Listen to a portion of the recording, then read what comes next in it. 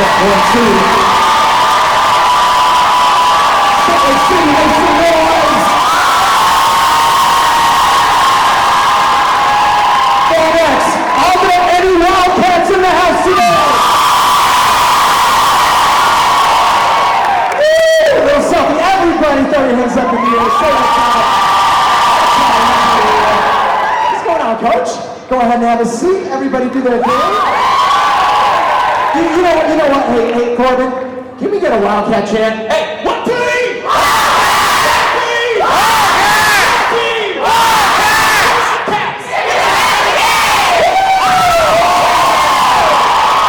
Let's go!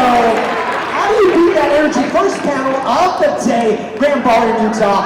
Oh, jeez. Hey, on behalf of everybody in the room and watching online somewhere, welcome back home. Thank you, Ro. Yeah. We know you're all over the world, but you know what? Utah definitely has a specific place in your hearts, right? Absolutely. That's what we're going to touch base on today. But before we even get started, somebody here on this panel has a specific way of warming up before they perform, before they do anything. So, Mr. Lucas, aka Ryan. Can you take everybody through it? Let's do it.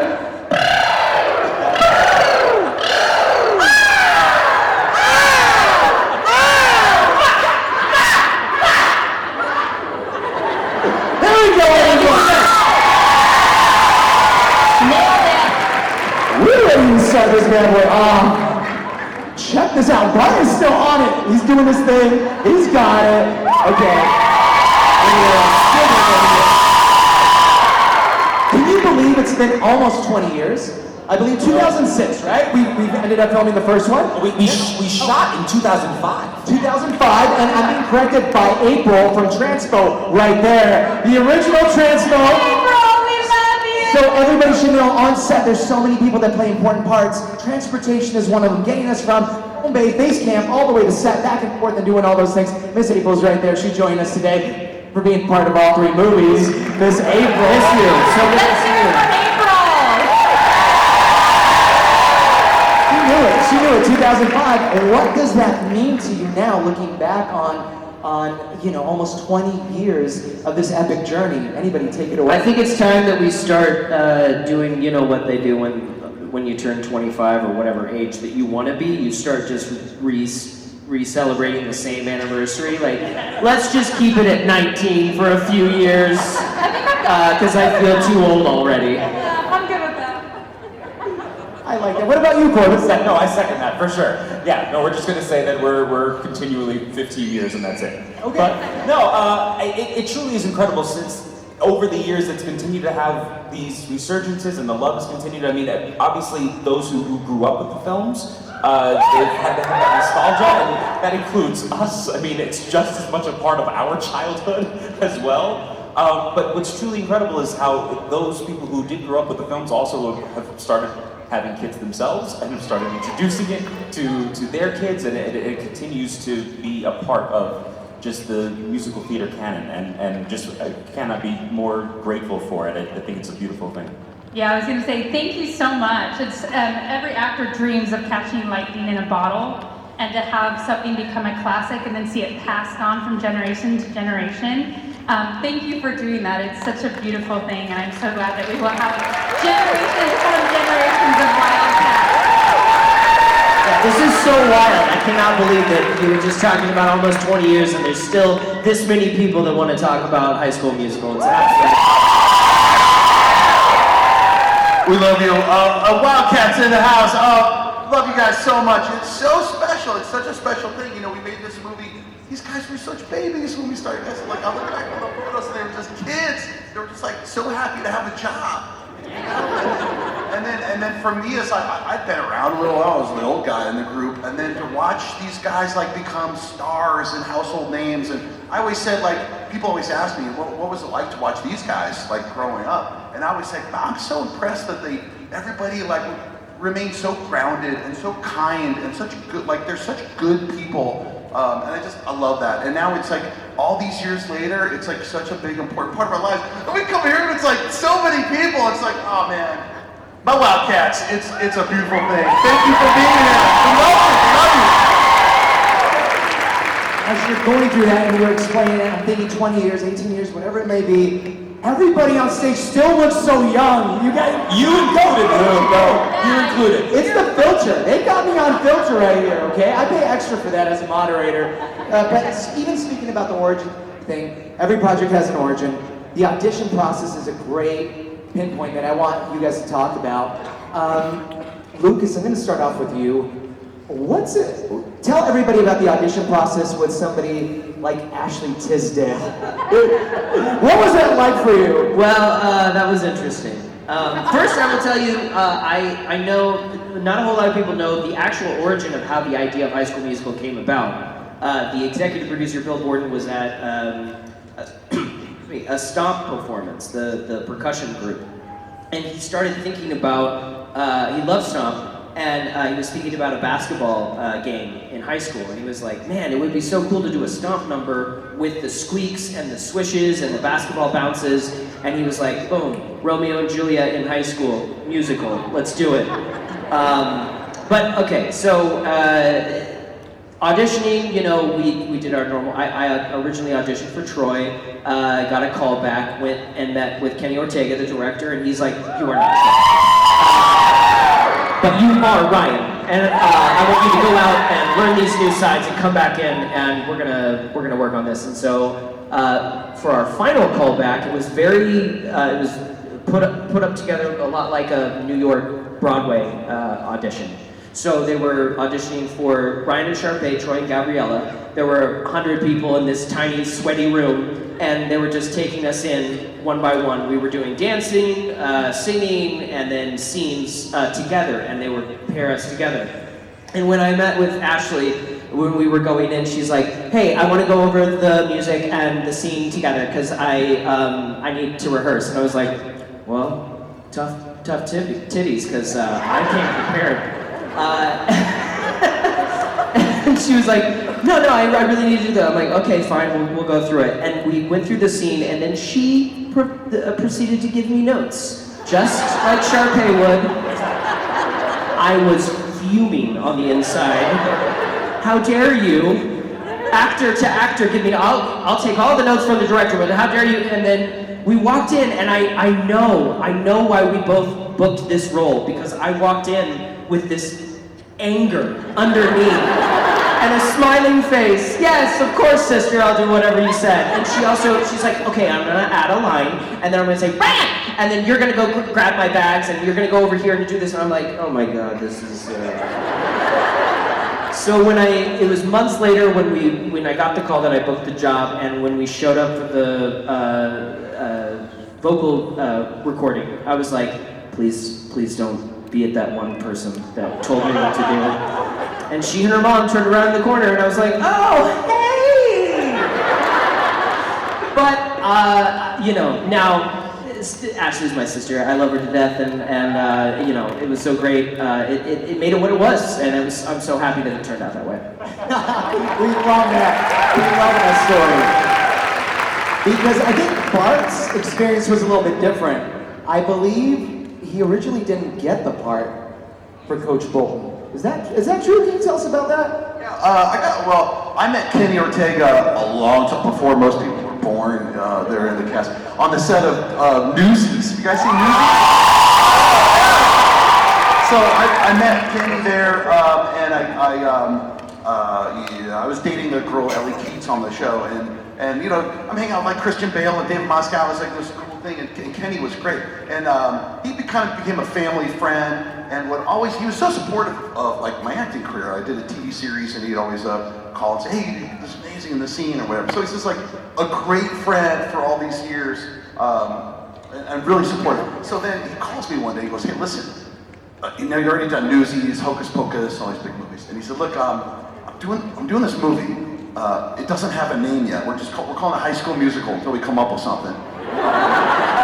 It's a little movie. No one's gonna see it. There's no money in it." But we're gonna have a really good time. I think you're the coach. I want you to be the coach. And I was like, okay. And he's like, okay, so here's the audition. It's a Universal, Jason Lapadura, Natalie Hart, right?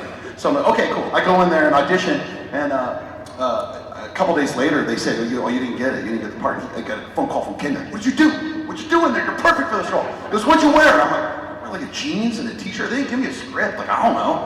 I've never played like an adult before. I was playing the basketball guy like before. So this is like my first time as in like playing an adult role. And he's like, you can't go in there in jeans and a t-shirt. You're supposed to play Zac Efron's dad. And I'm like, who's Zac Efron? Like, who's that? No, at that point, like nobody knows like who that is.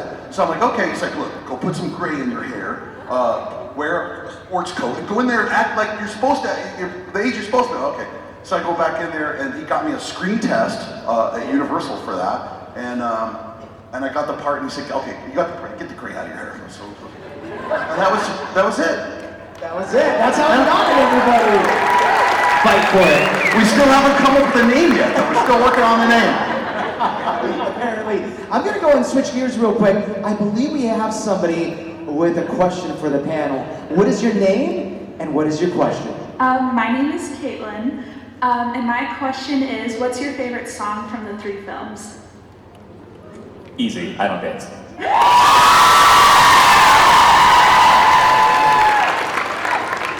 Getting to do that with this guy, that was one of the coolest experiences of that entire trilogy. I really wish we still remembered it. We keep talking. We're never in the same city for long enough to rehearse, but we need to work that back up again. I know, truly, yeah. I think we'd all like to see it.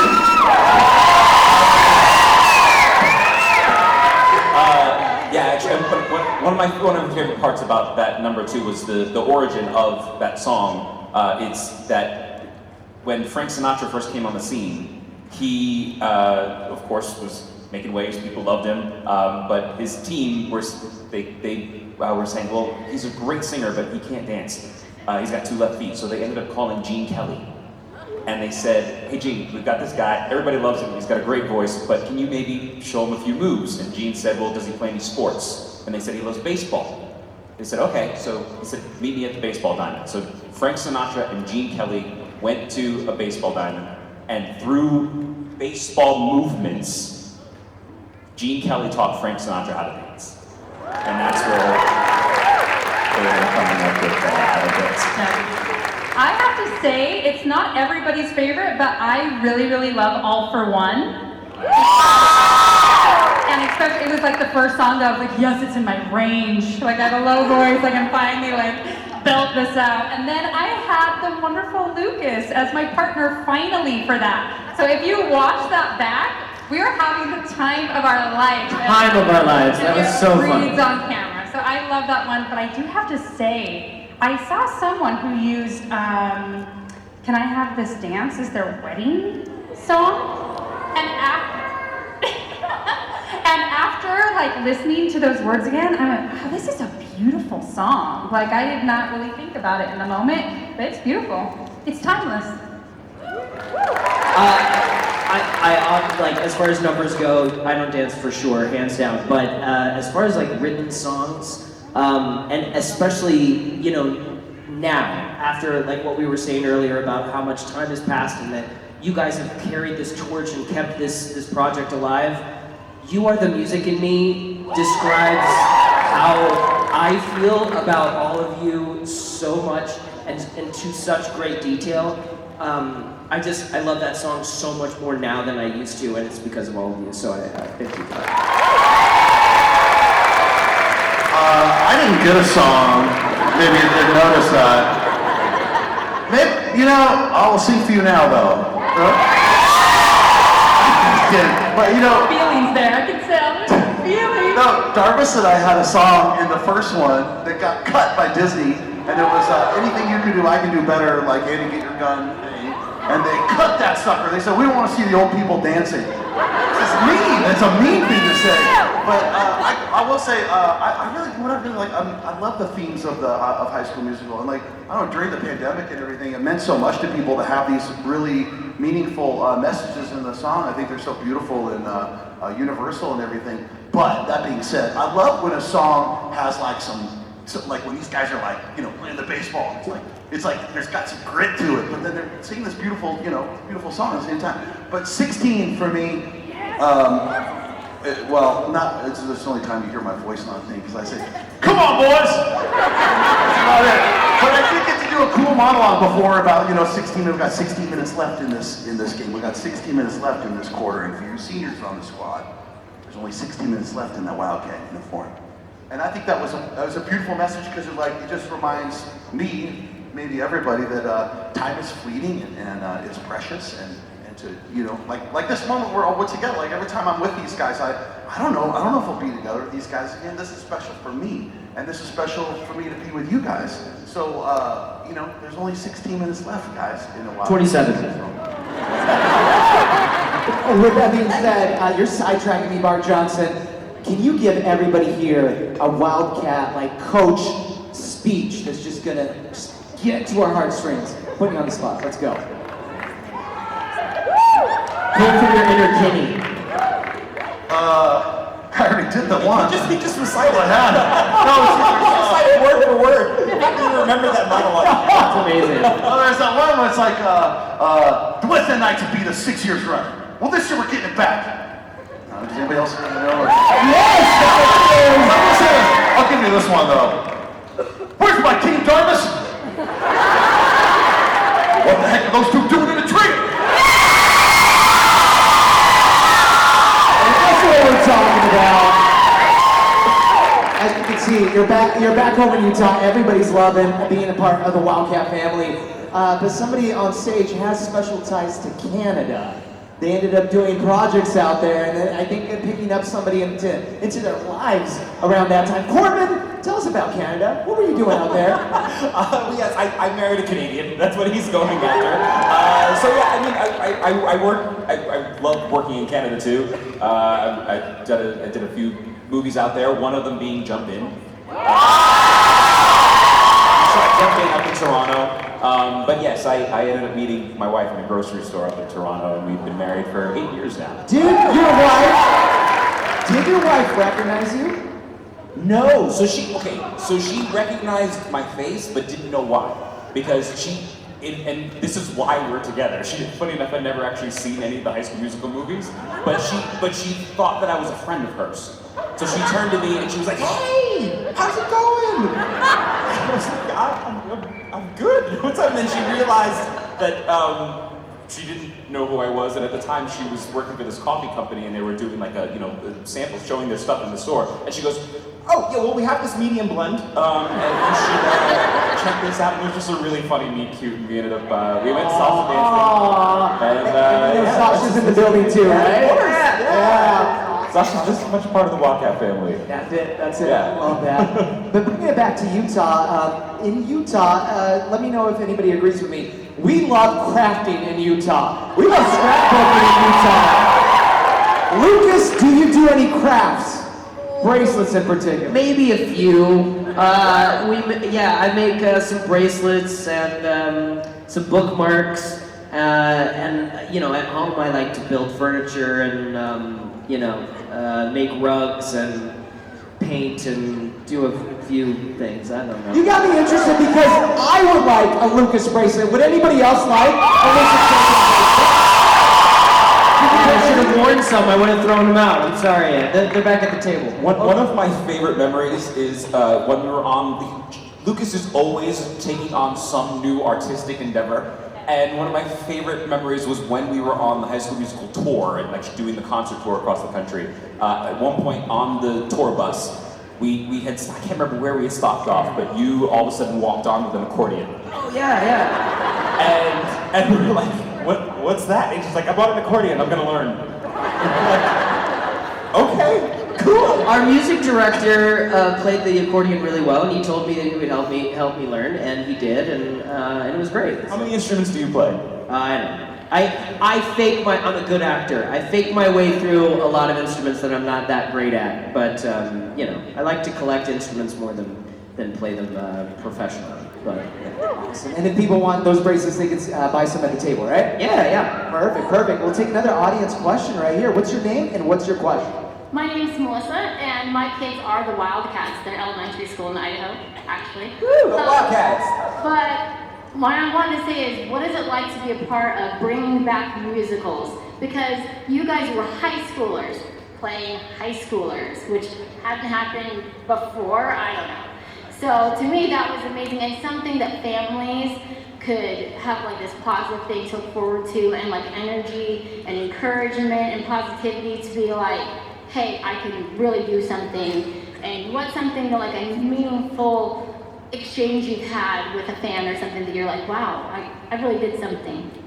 So I actually have a very crazy full circle moment where I remember being homesick one day from school and I was on the couch eating chicken noodle soup and watching Newsies.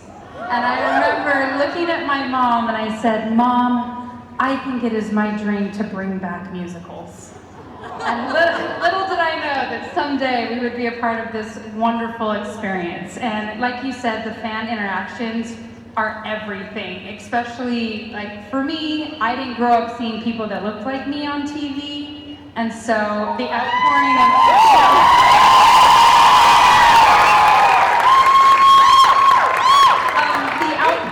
love that I received for like representing and being unique, and the fan mail and the mothers saying thank you so much for showing all of us that talent doesn't have a waist size or a dress size. So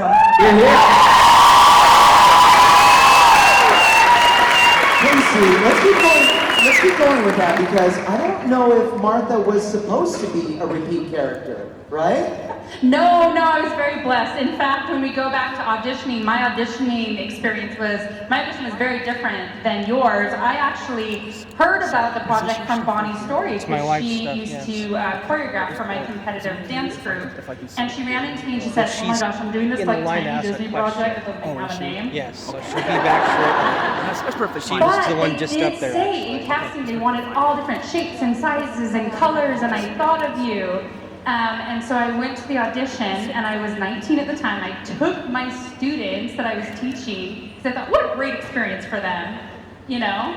And I auditioned for Martha. I was one of 500 that day. And Kenny actually walked over to me after the audition, and this really was like life-altering for me, because growing up wanting to be in the entertainment business, doing theater, doing dance and acting, I was told like 10,000 no's and that I didn't fit the part, you know? And so Kenny walked over to me and he grabbed my hands and he said, I love you. You're different. And it was like, you know, my whole life, what I had fought against was actually what made me stand out that day. And he said, I have looked for Martha. We auditioned New York and we auditioned LA and we just didn't find her. And I think you were here hiding in Utah. So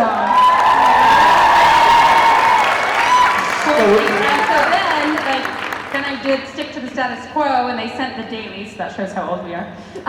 Sent the dailies to Disney, and Disney said, "Wow, we really, really liked like her and what she did, but like everything's already scripted and like songs are already done. So what do we do?" And I got the phone call the night before you guys were doing We're All in This Together, and I learned the dance the night before, and they threw me in. So, to all the Marthas out there, or Marios, whoever they may be, what piece of life advice would you give them? I would always say to be, you know, it's so cliche to say, but seriously be yourself. Because anytime you try to change that, you never know if that next role or that next thing, they were looking for you just the way you are. So that would be my biggest advice. I love that. Hey, and while we're here, we're all together. Big shout out to Miss Bonnie's story. Big shout out to Chucky Claybell. Big shout out to Mr. Kenny Ortega. Who can talk about the magic that is Kenny Ortega? Because there's nobody. Before we get it, let me just say one thing, because that question about being a part of musicals coming back, you know, Kenny he had a conscious mission to bring musicals back. He tried to do it with Newsies, he made an impact. It didn't make quite the impact. Tried with Hocus Pocus. He's done a bunch of musicals, and then this one, this tiny little project. Dirty Dancing too. And Dirty Dancing, and the choreography for Michael Jackson for 14 years, and Xanadu, and so many amazing projects or so on. But he's like, I want to bring musicals back. And we didn't know it was going to be this one. But then I was just thinking about that, because I was thinking, Lucas, he makes beautiful music now. He's a part of bringing music back. And Corbin is like a big Broadway star now. He's a big, like he does all this beautiful work on stage. A big part of bringing musicals back because he brought his fan base and everybody knows him like to Broadway, and like that's important. And Kaycee's like an amazing dancer. She's bringing her dancing to so many places. So it's like, it's cool that like we got that experience, but we've all kind of gone on to like still contributing and loving bringing musicals back.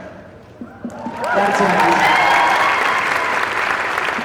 Before I get sidetracked again, another fan question. What's your name and what's your question? My name is Ashton, and my question is, what was the first play you ever did? I was 12 years old, and I did a high school musical, which didn't make any sense, because they're supposed to all be in high school, but a very particular director, a lot like Ms. Darbus, was like, we need a young child to play the role of Colin in The Secret Garden. And I mean, I remember the curtain coming up the first time, and I was like, all right, that's it. This is what I'm doing. Like, cannot picture anything else. So yeah, Secret Garden. It was great. For me, it was Ren in Footloose. Yeah. I think we share that too. Yeah, I did it my senior year of high school, and my high school musical, the senior year was Footloose as well. Mine was freshman year. And we went to a performance arts high school. What's funny is, especially people will always say, it's like, oh, High School Musical, as much as it was such a huge part of my childhood, it also ruined my high school experience because I thought we would all be just singing and dancing in the hallways. But that actually was my high school experience because I went to an arts high school. We really would like sing and dance in the hallways. We all didn't get that, but whatever.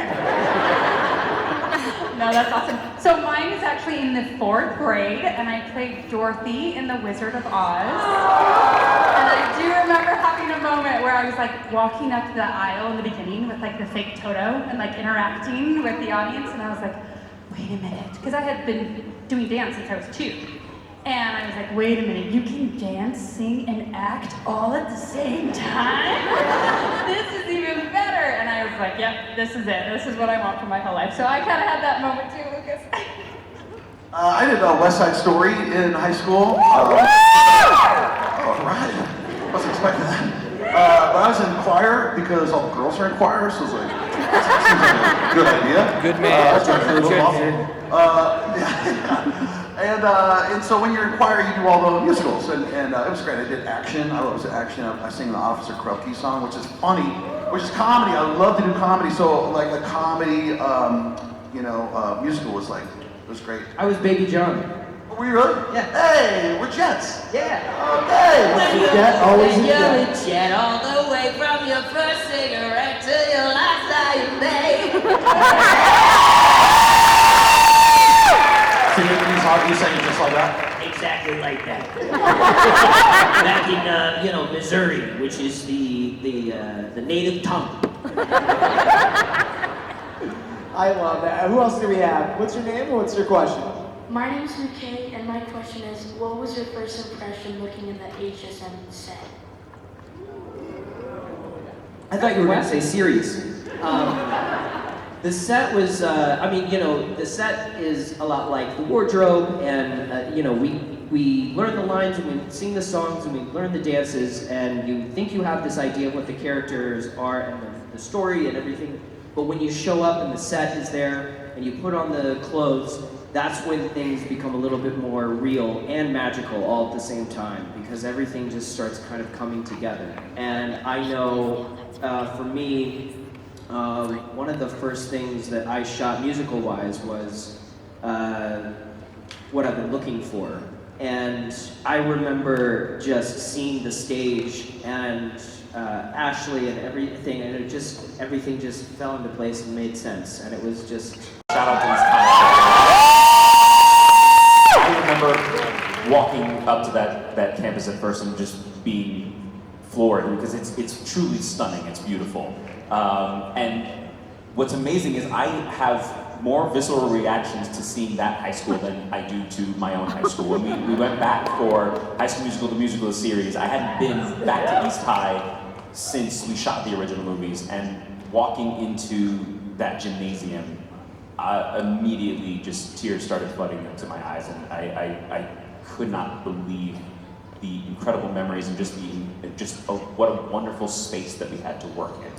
And also, shout out to Kenny again, because there were so many moments. I mean, when you watch Kenny work, he really is so organic in his movement, and he comes up with stuff on the spot, which I do feel for a lot of our artistic team sometimes, because they have to keep up. One of my favorite moments was in the third film.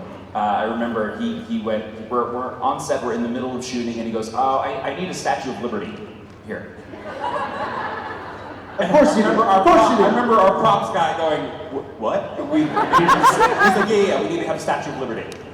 So the next day they had a Statue of Liberty for it. So again, truly incredible sets. But the fact that Kenny was just able to have all of these incredible inspirational moments and bring what he did to it is beyond. Yeah, Mark Hoffling was the production designer for all 3 films. He was absolutely incredible, and so many of the things that he built for East High School, they kept up, and they are still there all of these years later, which is just insane. It's amazing. And one thing that came to mind while you were saying that, Corbin, and I looked at Lucas, and he immediately knew what I was talking about. The roller coaster in High School Musical 3, graduation scene. All of a sudden, you see us doing these roller coaster movements, right? We were on break. Do you guys remember this? Yeah, Of course. I completely remember this. Tell everybody how it came about. Okay, so we were actually sitting there and we were like, oh, we're dying inside, we're all hurting, and we started massaging each other's shoulders. And Kenny walked over and was like, wait a minute, what? Huh? Like his brain just like always going. And we were just like playing with the idea. So that was just like totally silly, organic, and became such a cool moment. Now do this. Now go to the left. Yeah. Now shake and play. Shake. Yeah. Yeah, we were all lined up behind each other. Wait, can we? My favorite, and he does this Are we thing. gonna do this? We're doing this. We are doing this. Let's go. So everybody's in a line. Everybody's in a Almost line. in it, but I'm in. Massaging each other. And, Luckily, I and always Kenny wear walks safety in, shorts. and he does his usual. Oh, hey, Kenny. How's it going, Kay? You. Go. That's gonna be the shot that we're gonna have at the top. That's what it's gonna be. Yes. And that's how we did it.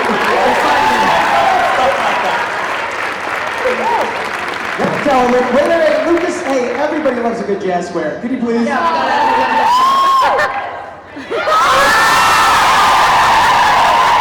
Once in a while. Funny story, I shouldn't say this, but in the beginning we all put each other's names in our phones as codes in case our phones got hacked or someone stole it. Lucas, you are still Jazz Square. That is awesome. Next question, name and what's your question? Hi, I'm Jessie, and I'm Morgan, and we were just curious, based on, reflecting on your journeys and how far you've come since then, what is a piece of advice you would give yourselves starting at the beginning of your high school musical career? Wow. I didn't really, a lot like a lot of us, didn't really pay much attention to mental health before all of this happened. And it was like too much, too fast for me, just in the attention and focus. I thought I was gonna have to work really hard for a really long time before even a small portion of that would ever happen to me. And I found myself later down the road going through severe depression, anxiety, panic attacks, the whole 9 yards. And got help, and I still struggle with it every day. But I would tell myself back to the beginning that, look, we all think of looking up the mountain and seeing the success as the top of the mountain, and see that once you get to the top, everything's fine. But what we don't realize is it's a whole mountain range of life, and you get to the top of one, you still have to get down and it's not just peaks and valleys of your own emotional roller coaster, but it's just life.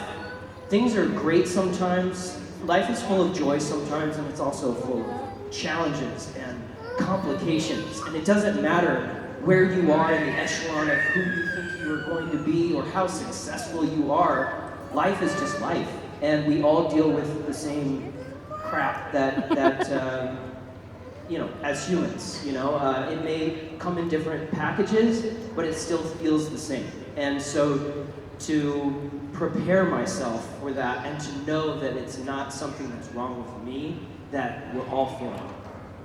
With kindness and respect as much as you can, but know that it's okay to walk away from situations. Stand up for yourself. And stand up for yourself. Yeah, absolutely. Oh God, yeah, you guys have covered so much of that for me, especially like the being on and being trained by the mouse. We're like, everything's lovely, everything's perfect, we love everyone. And I can totally relate to that. I can also relate to what you said, Lucas, about the mental health side of when you see such success, it's like, okay, what's next? Like, I've made it. Like, where's the next job? What's going on, And I wish I would have received this advice a little bit earlier, but I had some great advice that I'd love to share, especially if you do plan on going into the entertainment industry, because it is a feast or famine profession. And that's not easy, and there's a lot of rejection. And I had great advice once where somebody told me, make sure you just keep living your life. You can't wait on that next thing to be happy. Like, just find the joy in what you're doing now. And for me, like, that was motherhood, and that was raising these little babies, the first baby Wildcats, by the way. I claim that title. But yeah, and like, life goes on, and like, you have to trust that God is going to bring like the projects to you. And it is crazy that when I release that and let go of that, I'm not worried at all. I'm like, no, it's like, it'll come, and it does. Like, I'm doing Joseph and the Amazing Technicolor Dreamcoat right now. And when it's right, it'll be right. And you don't have to be stressed out in that waiting time. Just live your life and be happy. I'm going to try to make this real fast, guys, because I see our time is ticking away here. But anytime you hear someone say, I care about mental health, I'm going to be an actor, it's not a good recipe, really. It's rough. It's really rough. But the only thing I would like to encourage people, and I think this applies to everybody, is the jobs and the working and the fun, like the fancy stuff, it's all gravy. That's like icing on the cake. It's not the cake, though. It's just the icing. It's just the fun stuff. And it's fun, and we love it, and we're passionate about it, we're excited about it, but it's like, that's not where true fulfillment comes from. So if you could like have true fulfillment, and that's like your relationships, whether it's someone you're married to, you're in a relationship with, your family, your friends, whoever's like near and dear to you, like that's where you're gonna get your fulfillment, serving others. And it's this weird time that we live in where like judgment and canceling people is like paramount for some reason. And really what happiness comes from love and kindness and forgiveness and patience and resilience and just forgiving people, and that's, I hope that society will embrace more of these wonderful things, because I think that brings happiness and fulfillment. And then you can enjoy the fancy stuff, and then you can enjoy being an actor or whatever you're doing, and enjoy your money or your success or whatever, because you already got your fulfillment. And that's my, there we go. That's 2 cents. One more quick fan question. Name and question. Hello, my name is Savannah. I've been a Wildcat since I was like 14. Hey, Savannah. Okay. My question is for Corbin Bleu. How long did it take for you to learn the skills to play basketball? Because, I mean, you weren't always Chad. You weren't always, dribbling the ball and, getting experience. How long did it take you to get into that and be able to play the sport successfully?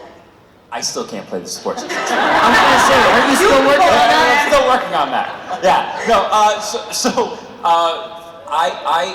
I've always been a performer. I've always loved dance. My parents gave me my first pair of tap shoes when I was 2 years old.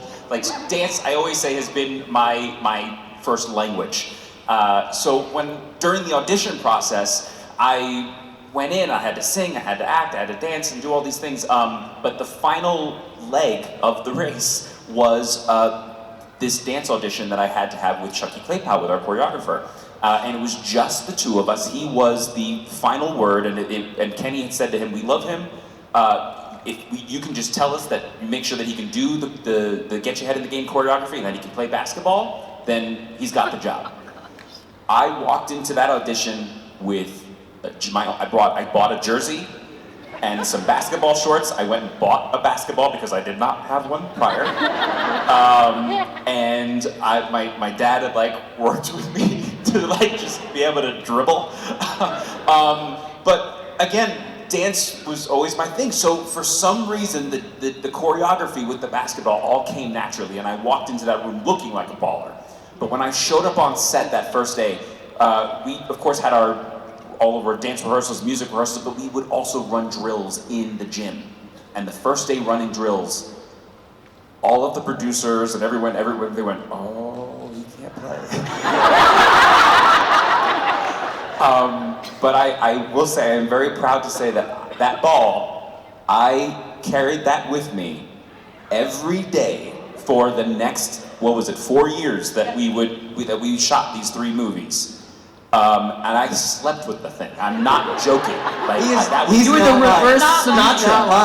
That was with me every single moment of the way. So I 100% committed, and I still to this day I can spin it on my finger. I can do all these fun moves. Do not ask me to shoot. Any moment that you see, With the basketball. Oh, terrible! Any moment that you see we're actually doing a layup. That probably took a good 7 takes for me to get that shot. He took that thing everywhere, rehearsals, to dinner, out and about, wherever we were going. I would go to the bathroom, underneath the stall there would be a basketball, I knew Corbin was in there. So but the amount of dedication each and every single one of you have to this amazing, incredible project. We're out of time, but last but not least, can we just go really quick, lightning round. 20 years, High School Musical, who says yes to an HSM reunion?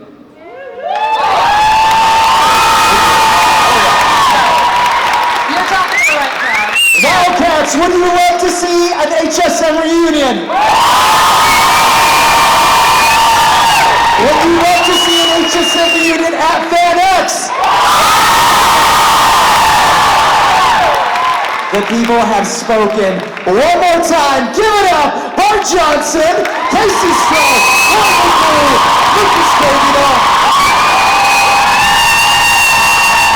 Corbin, take us out.